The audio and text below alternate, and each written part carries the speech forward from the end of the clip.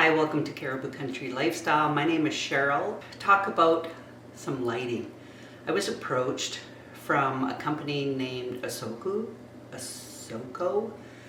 and they had asked me if I might be interested in checking out some of their lighting that they have, which is funny because my husband and I were just talking about getting more LED lights for down in the basement for our grow lights. And then it just seemed like within the next day, I received an email from this company asking me if I might be interested in some of their lighting. So of course I was pretty excited about that, and I said sure, So they let me know that they were interested in letting me try out its cabinet lighting. So this particular lighting, this one was for closets, and we have a hard time putting that in our closet. It didn't seem like a feature that we needed for our closet, but we thought it might be good to have in our kitchen.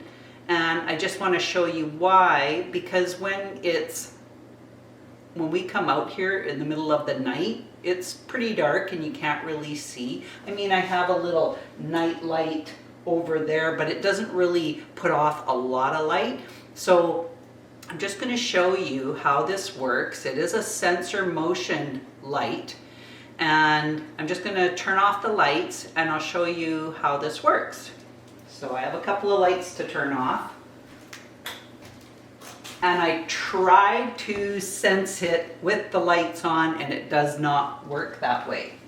So I'm just turning off all these lights, and of course it's a bit darker in here, but I just want to show you it all goes on motion sensor. So I come in here and as soon as I put my hand under here, it automatically lights this area up. So that's kind of nice, having that area lit up at night, and it will stay on for 25 seconds. The only thing that my husband wasn't particularly keen about was it needs to be plugged in. So I have it plugged in here, and then there's a USB port that goes into that plug into the switch, and then that is how it senses, and that is the only way that it can work. I tried unplugging that USB, and it won't work without it being plugged in. So that is great for in our kitchen, but I don't know how that would work in a closet feature if you didn't have a plug in your closet. Nowadays, with the new technology, I'm just going to turn my lights back on. With the new technology, you could have a plug put into your closet, and then that would work out just fantastic. So this was a company that was put together. They started in 2017, and it was a couple of gals that were looking for some lighting for in their closet, something really simple and easy. And I mean, it is simple and easy. They also give you these little tape tabs in here, and that's how we fastened ours under the counter with the tape tabs.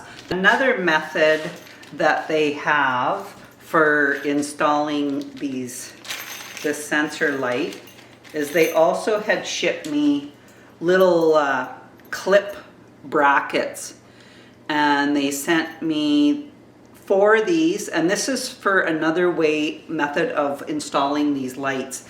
So you have your little brackets, and then they have also sent little screws, and so you would just screw the bracket up with the screw under the counter, and then all you would have to do is just clip the lights into these little brackets. So that was another method of how you could install these lights.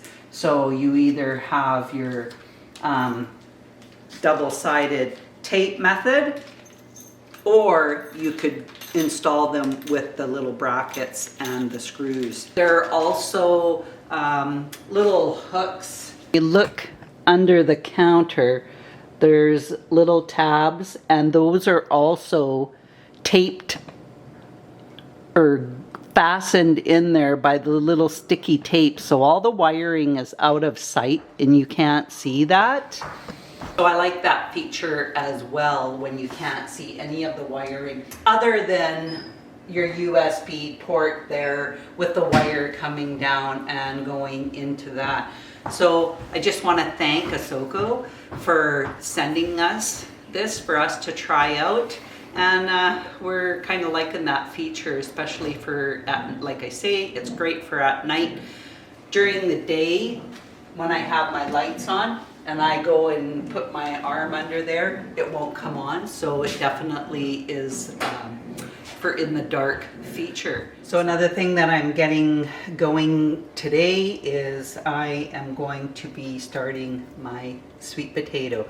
So this is just a sweet potato that I picked up at our local grocery store, and what I'm going to be doing is I'm going to be immersing this sweet potato into water, and after a couple of months, it does take that long for this to work, but after a couple of months it starts sending out shoots from this sweet potato, and I just let that sit in my window. So I'm just going to add some water, and when you have the sweet potato sitting in the water, what you're going to do is you're going to change the water every week. And as time goes on, you will notice that the water is getting low, so you'll top it up with more water. So what I'm going to do is figure out exactly where I want my sweet potato to sit. And then I've got these toothpicks, and I'm just going to push the toothpick. I've got 3 toothpicks, so I'm going to push the toothpick in exactly where I want it lined up.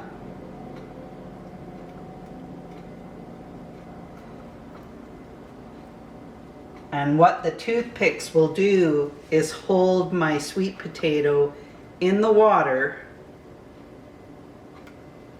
Just got this last one to do. And that will keep it in the water, immersed. And like I say, over the next 2 months, it'll takes about 2 months. I did this last year, and it took 2 months for me to notice any of the sprouts, and then after up to 3 months. So right now we're at the middle of February. That'll be March, April, May. That's about right, because that's about the time, the middle of May, when I would be planting my sweet potato slips. And when I've ordered these online, it costs $23 for 5 sweet potato slips.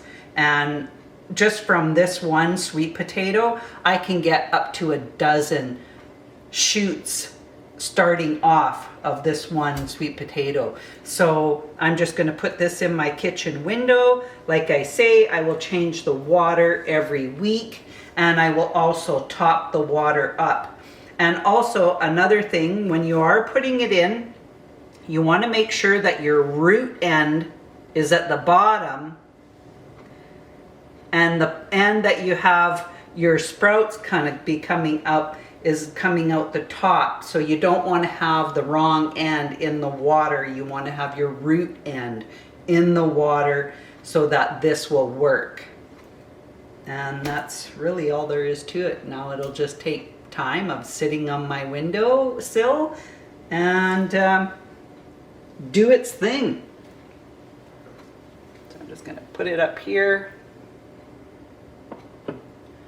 Okay, another thing I got in the mail, I was saying I had ordered my heat mats. Well, got my 2 heat mats in the mail. This was from Princess Auto. These heat mats are 10 by 20 inches. It will fit a flat perfectly on the heat mat. So I got 2 more. I already have 2, so I have 2 more for that.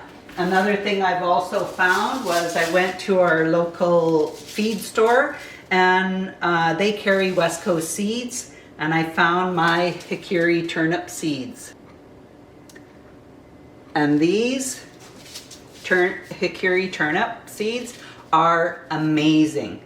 I planted these last year, and they're kind of bulby like your radish is, and it has the same texture as a radish, but it has a little bit of a sweetness to it.